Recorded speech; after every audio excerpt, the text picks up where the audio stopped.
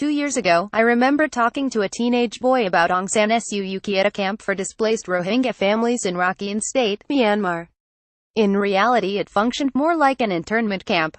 He couldn't leave without special permission, and without citizenship, which the government has denied the Rohingya since 1982. He had no right to go to the country's schools, universities, or access its health care. Like so many Rohingya in Myanmar, David and his family were marooned, stateless in their own country. Conditions in the camp were miserable, but he was optimistic about the future, and he wanted to become a teacher. He believed everything was about to change, because Aung San Suu Kyi was about to win the election.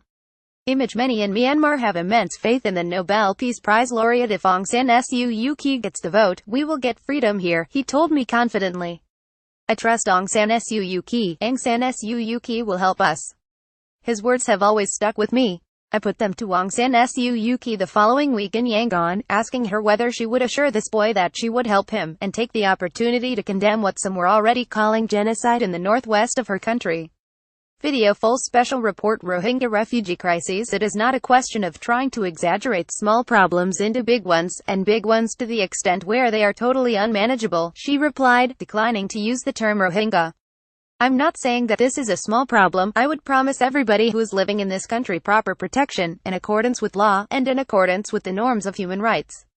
2 years on, the Rohingya haven't got freedom. Instead, life has got much worse. The UN now describes their treatment as textbook ethnic cleansing. And yet still, Aung San Suu Kyi, Nobel Peace Prize laureate and human rights icon, has said precious little about it.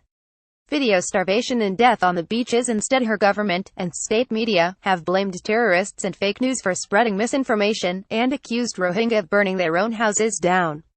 The argument advanced in Ms. Suu Kyi's defense is that the country is still at a delicate stage in its transition to democracy, after half a decade of military junta rule.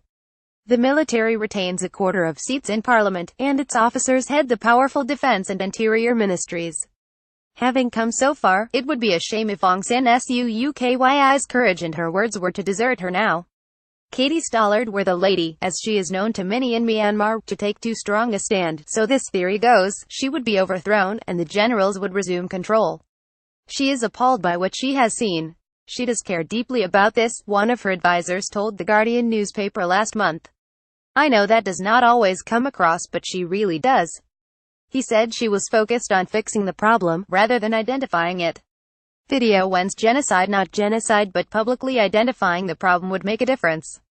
It would show the desperate families documented by Sky News, risking dangerous sea crossings to escape to already overcrowded refugee camps in Bangladesh, that she does care, and that the hope they invested in her election was not misplaced. Aung San Suu Kyi has proven herself to be a woman of extraordinary courage and eloquence, who has chosen to serve her country at tremendous personal cost. When her British husband was dying from cancer in the UK, she refused the general's offer to leave the country and travel to his bedside, for fear that she would never be allowed to return. It was this level of bravery, this remarkable individual determination and self-sacrifice that caused so many around the world, and within her own country, including that hopeful boy, to believe in Aung San Suu Kyi, and what we all thought she stood for. Image Aung San Suu Kyi seen with MYO ethnic people in northern Mongda, Rakhine State. Having come so far, it would be a shame if her courage and her words were to desert her now. Surely, this cannot be the price of the freedom and democracy she fought for. As the head of the Global Center for the Responsibility to Protect told the UN recently, democracy cannot be built on the bones of the Rohingya.